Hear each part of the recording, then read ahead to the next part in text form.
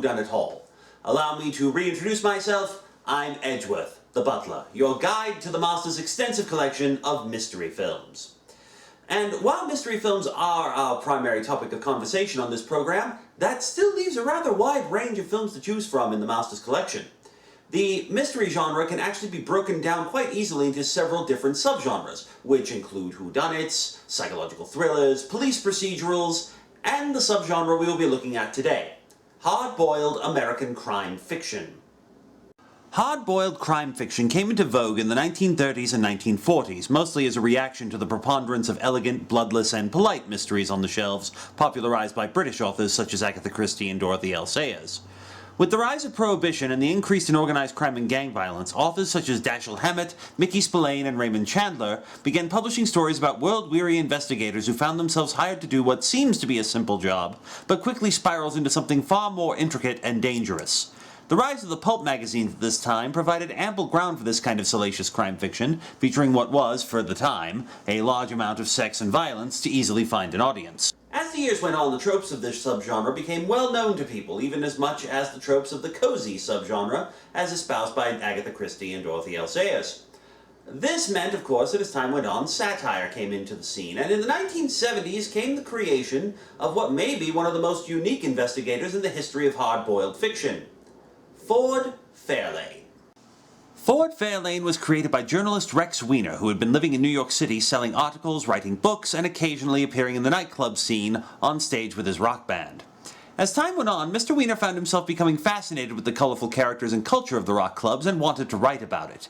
But he didn't feel that standard reporting or music critiques would do justice to the scene. So instead, he decided to create a character that would be part of the music scene, but not a musician himself. A private investigator in the hard-boiled model, but was edgy and cool and in tune with the times. A new wave detective, as he put it. And Ford Fairlane was born. The original Ford Fairlane stories were initially serialized in 1979 in New York Rocker magazine. Later, Mr. Weiner would get the opportunity to write for the budding HBO cable network and relocate to Los Angeles, thus spawning the second Ford Fairlane serial, which was published in LA Weekly. These two serials would comprise the entirety of the Ford Fairlane canon, amounting to, essentially, 2 complete novellas. In 1980, Rex Weiner would return to New York City and become the editor of the men's magazine Swank, which is where he received the first of many offers to option the Ford Fairlane stories for film. This went on throughout the 1980s in various stops and starts until finally, in 1990, The Adventures of Ford Fairlane was released to the public. Released in 1990 and directed by Renny Harlin, The Adventures of Ford Fairlane is not based on either of Rex Weiner's stories, but is instead a completely new story borrowing more from the themes of the originals, such as the music industry and the nightclub scene. The film features a moderately famous cast, including Lauren Holly, Priscilla Presley, Gilbert Gottfried, Ed O'Neill, Robert Englund, Wayne Newton, and the extremely adult-oriented comedian Andrew Dice Clay as Ford. The film was routinely bashed by critics for its over-the-top nature, extremely rude humor, and general tone, and as a result, it was not a box office success. However, as I've said before, we are not here to judge this film on the merits of its box office. We are here to judge it on terms of how well it functions as a mystery. So, before we begin, a note about the hard-boiled subgenre. In these types of stories, the real mystery is not who committed the crime, but rather why the crime needed to be committed in the first place. So it's going to be fairly obvious early on who done it, but the real question is why. So, with that in mind, let us see how the now-termed rock and roll detective deals with a series of mysterious murders and the colorful characters of the Los Angeles nightclub scene in The Adventures of Ford Fairlane. The film opens with Ford sitting on the beach, and in traditional hard-boiled fashion, he starts to narrate how he got here. It all started 5 nights ago. I didn't know it yet, but I was about to get a case of the Black Plague. Not the disease that killed 1 billion peasants in the 1300s. Something much scarier.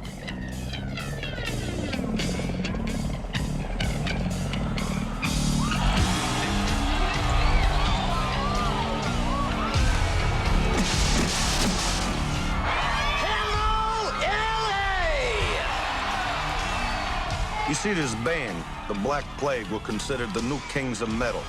I thought they were just some lucky assholes from Reseda. Anyway, tonight this guy Bobby Black was going to give the performance of his life. As can be expected, Bobby Black, lead singer of the Black Plague, played by Vince Neil, suddenly convulses on stage and drops dead mid-performance. Meanwhile, Ford arrives at one of Los Angeles' night spots in search of a stalker who has been harassing his latest clients. He takes a moment to talk to his friend, music producer Don Cleveland, played by Morris Day. I hate that Mr. Rock and Roll Detective bullshit, you know? I'm a professional crime fighter. I work for a living, you know that. What are you looking at? Some redhead's been bothering that girl group, you know, the Pussycats. Been showing up at that concert saying he wants to rape and kill him, and not in that order. Hey, you're that guy, the private eye. You're a poet and didn't know it. Oh! So you heard that Bobby Black OD'd, right? Yeah, so? So, do you suspect foul play and stuff? I'll let you know when somebody pays me to give a shit and stuff. My name is Melody. As in a pretty girl is Laika. Here's my phone number.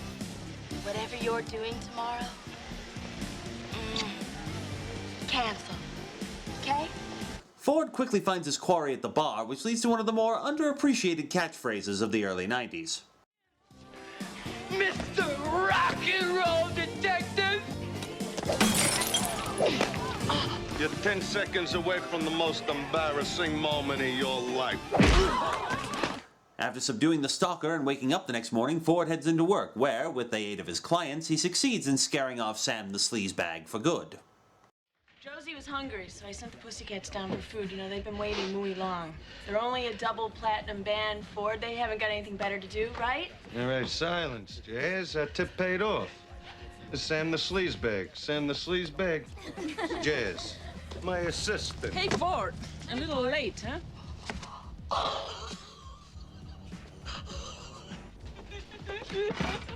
I love you all. That's him. That's the bastard who flashed us at the amphitheater. You bitches have no proof. I think I could identify it. It looked like a dick, only smaller. All right, Sam. We're gonna let you go, okay? We just gotta keep the evidence. What?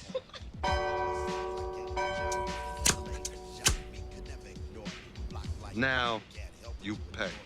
It's called citizens castration. Next time it'll be for real.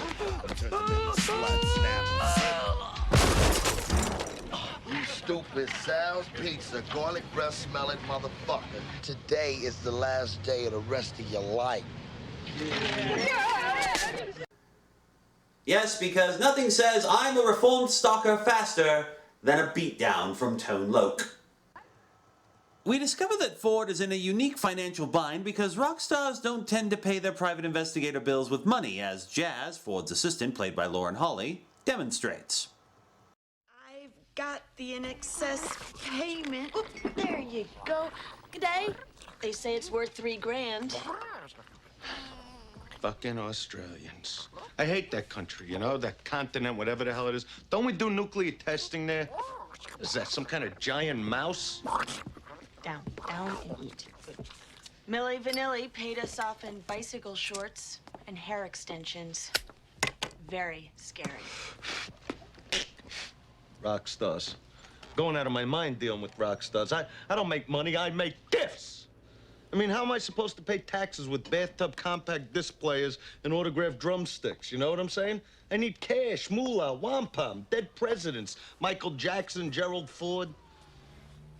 You know, I think it's all coming together for me now. You need money. Come on, Jazz. I got my bulls in a bunch. Your karate class costs money. Cavities cost money. Protoprolactics costs money. You know what I'm gonna do? I'm gonna take that damn food processor that Neil Diamond gave me. I'm gonna make koala burgers, right? With koala chips and koala dip. That's what I think. You're breaking my heart, Ford. Fortunately, it seems things are looking up on the financial front as Ford receives a phone call from an old friend of his, Johnny Crunch, Los Angeles' most popular and most hated shock DJ, played by Gilbert Gottfried, and, of course, Ford goes to see what Johnny needs.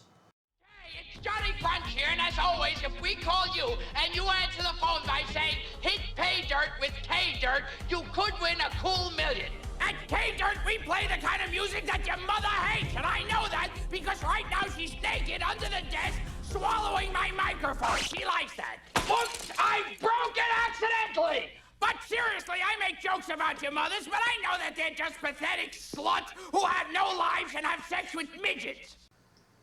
Guess who our next victim is? It was nice hearing from you after you hit a big you bastard. I guess your arms were amputated and you couldn't pick up a phone. But this is not a social call. Here, take a look at that. Yeah, real nice. So? She's my daughter. She calls herself Zuzu Pedals. It's the sickest thing. You see, years ago, I was in Jersey. I meet this girl. She's a total pig. But I fucked her. Yeah, I heard you started dating. Well, she gets pregnant. She has the kid. The kid grows up, moves out here. And, you know, typical story. She's screwing with all the rock stars, taking drugs. And I lost track of her. Now I want her back. Because she's my daughter. My pride and joy. Ford doesn't believe Johnny's story, but since Johnny's willing to pay $4,000 in cash if Ford can find Zuzu, Ford takes the case. Especially after Johnny will only give him a couple of hundred to start off with until he delivers the girl. But no sooner does Ford begin his search than something unexpected happens to Johnny while he's on the air. Oh my God. Someone shot my engineer! Hey! Hey! Let go of the mic! What are you doing? Hey! Someone call a cop! Help me! What are you... Let go of me! Let me go!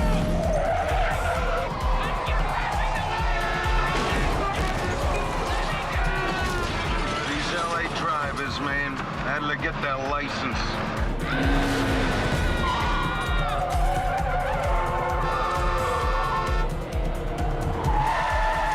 I'm being electrocuted! Help me! It hurts! Call the cops. Johnny's being electrocuted. Oh, please. He's just doing one of his stupid jokes. Shit, my Christ! Hey! He can't say, oh, fucking shit, my Christ, over the air. Hey, honey, you fly.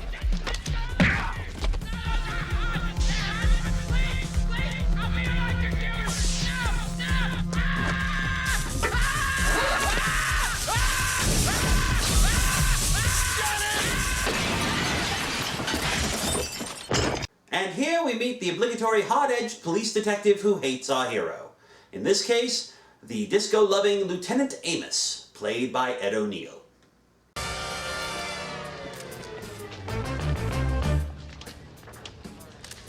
How'd Mr. Rock and Roll Detective boogie his way in here? Anybody? He discovered the body, sir. Lieutenant Amos, sir. Oh, Fairlane, please confess. I'll do the execution myself. Nice tie, Lieutenant Anus, sir. Are you calling me an asshole? I'm calling you an anus, but if you prefer... You think you're so hot because you get in all the clubs, huh? Just because you have sex with great-looking women. You think you're so hot just because you broke the Ensenada tape piracy ring. You gotta admit, those are all pretty good reasons. Get the fuck out of here, jerk-off. Jerk-off? You're a jerk-off. That's what I think of you. No, that's what I call you because you are a jerk-off. Jerk-off. Get the fuck out of here. After verbally sparring with Amos, Ford looks around the studio and finds a record sleeve with the name Art Mooney written on it. He takes it, has another confrontation with Amos, and heads for the beach, finding himself in a conversation with the Kid, as he's called throughout the film, who has apparently been trying to get Ford to take a case for some time. Hanging out with my best friend. 1962 Fender Stratocaster. Original pickups, maple neck, strung upside down for a left-handed motherfucking genius. Jimi Hendrix. Who cares, man? I got a case. Hey, what, a 12-pack? This ain't no social call, man. $100 to find my dad. What? What, did he just say what I think he said? Man, don't worry. I got a clue. See this ring on my finger? Well, before my old lady ran off to Baja, she told me that my dad had this exact same ring. Holy Colonel Mustard, jeepers, you didn't mention the big clue. Come on, I can't take your money. You need it. I don't need it that bad. The next morning, Ford gets a visit from another potential client, Colleen Sutton, played by Priscilla Presley. However, Miss Sutton's case sounds awfully familiar. Well, now that we've broken the ice... I need you to find my little sister. She goes by the name of Zuzu Petals. Petals, yeah, I know. You want me to get her back because you don't want her to become the biggest sleazebag slut on the Sunset Strip, 'cause she's your pride and joy. How did you know? Here, take this picture. No, thanks. I got my own. Excuse me? Let's see. You're her worried sister, right? Yesterday, I met a worried father, who, by the way, is about 5 years younger than you. Then I capped off the evening by watching this guy go up like a pack of firecrackers. They write about cases like this in the Private Eye Handbook, honey. Something about a 10-foot pole. Actually, if I recall correctly, the Private Eye Handbook's specific phrasing on this situation is, you will find yourself unable to avoid taking cases that you know you shouldn't touch with a 10-foot pole, so take your client for everything they've got. It won't be worth what's going to happen to you, but at least you'll have gotten something out of the deal. Ford begins his search for Zuzu Petals by asking Don Cleveland about her, who doesn't know anything about Zuzu or who killed Johnny, but does let Ford know that Johnny recently moved to a houseboat at the marina. Ford makes a few snide comments about the horribly bland singer Don is producing, and the owner of the record label, Julian Grendel, with the usual result. My mother always said that you can't say something nice about someone. Make sure they're out of the goddamn room. Here at the Hall, we always say if you can't say something nice about someone, make sure they're no longer around to rebut your statements. By any means necessary.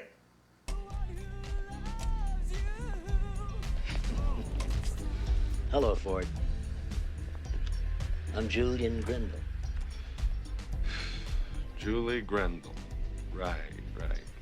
Hey, I'm sorry. Do you realize we're gonna have to ship this wick prick platinum just so the teenage girls will have a compact disc cover to get wet with? Come on, you gotta know better than anybody that there's a lot more to the music industry than actual music. You just have to learn to tune it out. I recommend Stravinsky and Wagner. I recommend Smith & Wesson. I'm sorry to hear about Bobby Black. Terrible thing. But a great career move. His records are really climbing the charts. I just got to make sure that this Kyle Troy, is that his name? Anyway, this Kyle Troy person is the next big thing. No, I was just discussing this whole Troy thing with my old buddy, Art Mooney. You know?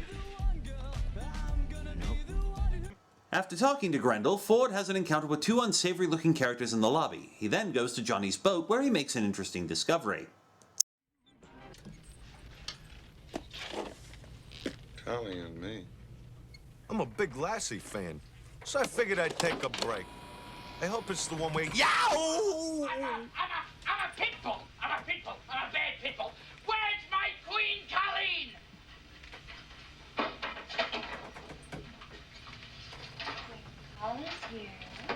What is this, the Rob Lowe channel? No, if this were the Rob Lowe channel, it would offend even the producers of the most disgusting forms of pornography. Ford finds an invitation to a party Colleen is throwing that weekend, but then comes face to face with something he didn't expect. Hello.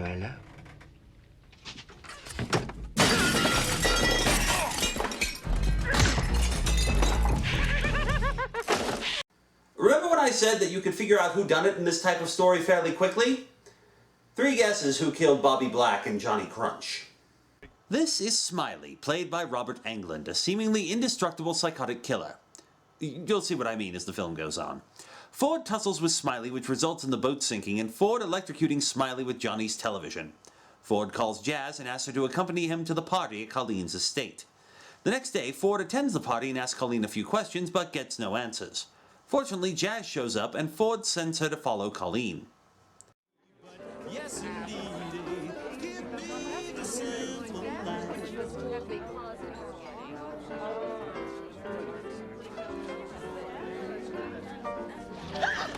Stop following me. excuse me, I was... Give it up, girl. Just take this. I can't afford to have it right now. Whoa.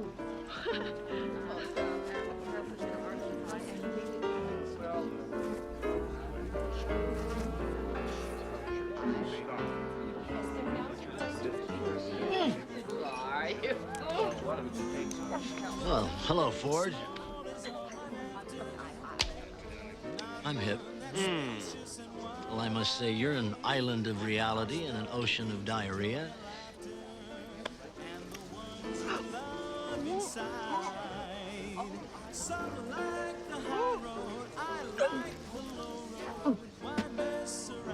It's good to see you too, Julie. Say hello to my assistant, Jazz.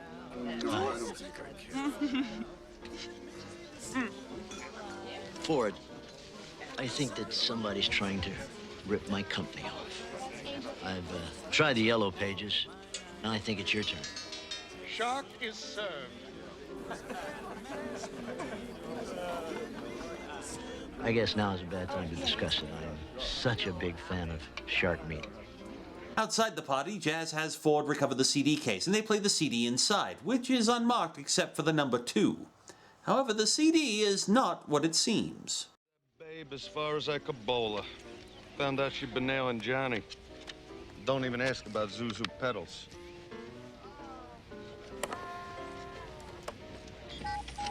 Play that funky music, white boy. It's a computer disc. Let me check it out. I knew Colleen had something up her sleeve. For those of you rolling your eyes at the technology, bear in mind that in 1990, optical media was still fairly new, and unless you were supremely tech-savvy, most average people didn't know you could store anything other than music on a CD. For those of you rolling your eyes at Andrew Dice Clay's performance, you're on your own. Returning home, Ford turns on MTV. Again, in 1990, MTV was still all about the music, and not about 24-hour programming involving self-absorbed 20-somethings and teenage pregnancy. And there's the obligatory MTV isn't any good anymore joke. We will now move on. Ford sees a news bulletin that confirms that Bobby was murdered and mentions where his funeral will be held. They then play the latest Black Plague music video, and Ford realizes the groupie in the video is Zuzu Pedals. Reasoning that if Zuzu was one of Bobby's groupies, she'll most likely be at the funeral, Ford attends after paying a scalper for an invite and locates Zuzu. But she gets annoyed with Ford and runs off, getting intercepted by the very much alive Smiley, who dumps her in a limo and drives off, nearly running over Ford on the way out. The tires on Ford's car are slashed, so Ford grabs a handy hearse and heads off in pursuit. During the chase, Jazz calls in with the next plot point. Fuck you dirtbag sack of shit! And a good evening to you too, kind sir. Sorry to interrupt. Just thought you might like to know that the CD is coming up worthless. And I also found out why Colleen Sutton is so damn rich. Besides the Sutton estate, she also gets a little additional green a la alimony from, dramatic pause, your pal, Julian Grendel. Her ex-husband. Yeah, that explains a lot, Jazz, but this isn't the greatest time to talk. You're with one of your bimbos, aren't you? The chase comes to an end when the limo crashes into an open grave. Zuzu is fine, but hides as the police show up, led, as always, by Lieutenant Amos.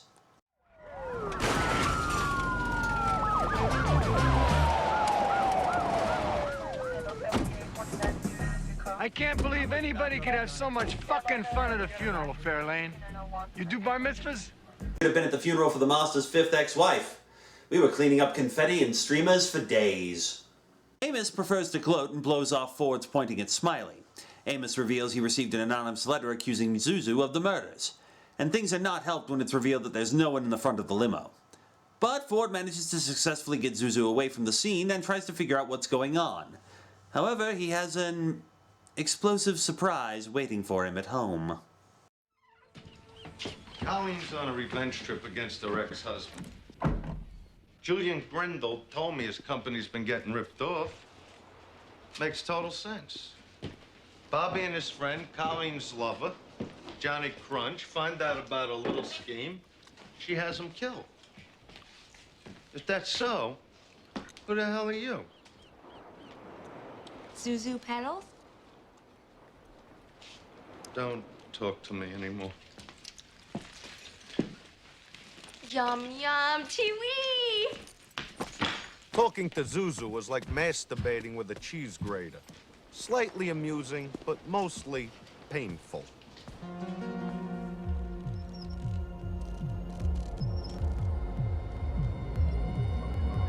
Zuzu!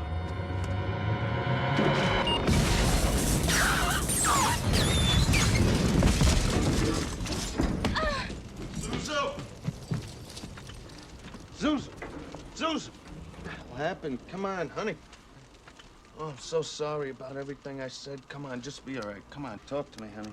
Come on. That's it. Keep chewing. That's it. Wow. Great video, huh? Are you okay? Okay, I just blew up. I feel orgasmic. My guitar. My axe. My axe!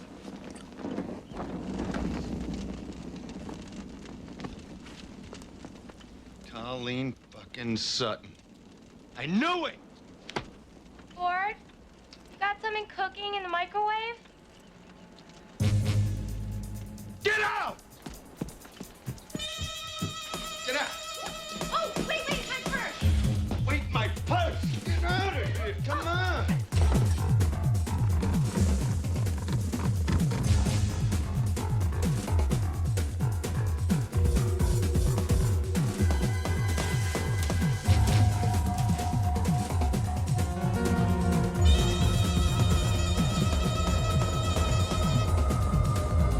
Jump that win!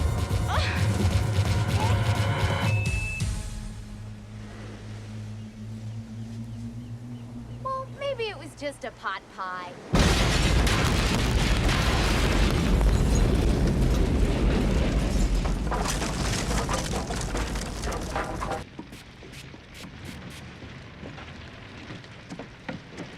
Ford, bad news.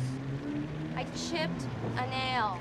Hey, the boys in the garage brought my baby back.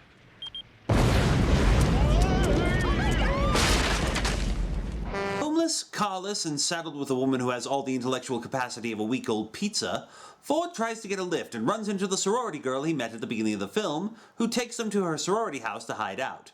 Ford calls Jazz to let her know what's going on, but Jazz is not exactly having a good day of her own. That's too bad. That's too bad, you know. That's too bad, that's all you can say? Yes, Ford. That's about all I can say. All right, well, look, stop playing games over there and come here. I gotta see you. If either one of you ever has a son, I hope his dog dies. You really shouldn't have said that. Yeah, it's a tough business. Bye-bye. See you. 1, 2, 3.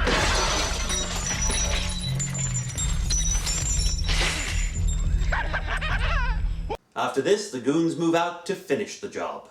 Fortunately, Ford sees them coming and manages to scare them off before they can do any damage to the sorority house, and also gets a little indirect revenge on one of the drivers who blew him off while he was hitchhiking. Jazz shows up saying she wanted to warn them, but it leads to a little surprise. What happened? Why do you have to have an office on the second floor? I came to warn you. Fucking killed him. Are you okay, huh? Yes. You all right? They tried to get this worthless CD from me, but I had it hidden in a special place. Once again, I came through. Damn red-numbered bullshit CD. Look, I have one. Bobby gave it to me the night that he passed away. It's good. It's really avant-garde. You can dance to it. Just go like, buzz, buzz, buzz, buzz, buzz. Yeah, right. Bird brain. Shut up, would you please? Melody, I want you to take Jazz to the hospital, okay? Sure. Wait a second. I want to see if this one's better than the last one. Hey, look, I don't need no CD to tell me Colleen Sutton's behind this whole thing, all right? Let's go. Come on. I'll be at Julie Grendel's. I want to see if he knows what a who a thief his ex-piece of shit wife is. Come on, move. Come on, would you please? Why have you come to my planet, huh? As it turns out, Ford's assumptions about what's actually going on are, in fact, completely wrong. However, the identity of the mastermind behind the murders, their motivations, the secret of the numbered CDs, and the identity of the mysterious Art Mooney will have to remain a mystery to you. Unless, of course, you decide to track this film down for yourself. It's really no surprise why this film was savaged by critics. It is surprisingly violent, crude, vulgar, and hopelessly politically incorrect. It is also very, very problematic in terms of characterization. Ford comes off as sexist and egotistical most of the time, if not occasionally outright misogynistic, and you wonder why any woman in this story would have any interest in him in any capacity. However, if you can force yourself past these problems, The Adventures of Ford Fairlane is actually a fairly good satire on the typical hard-boiled detective story, which blends admirably with the late 80s club scene of Los Angeles and the music industry of same. Again, if you can get past his usual shtick, Andrew Dice Clay does have a few funny moments in the film, and the rest of the cast are even better, creating characters that, if not deep, are at least fun to watch. The film did get a DVD release, but that was some time ago, so your best bet is probably to procure a used copy from somewhere, as new copies are currently listed on Amazon.com for around $50 a piece, and quite honestly, the film isn't worth that much. And with that, I must draw this visit to a close. The master's recently taken up learning how to play the piano again, and I need to make sure it's properly tuned before his instructor arrives. In the meantime, I invite you to join me again for another visit to the master's extensive collection here at Whodunit Hall. Eustace! Time for the master's piano lesson. We have 20 minutes to put all the wires back and clean off the blood.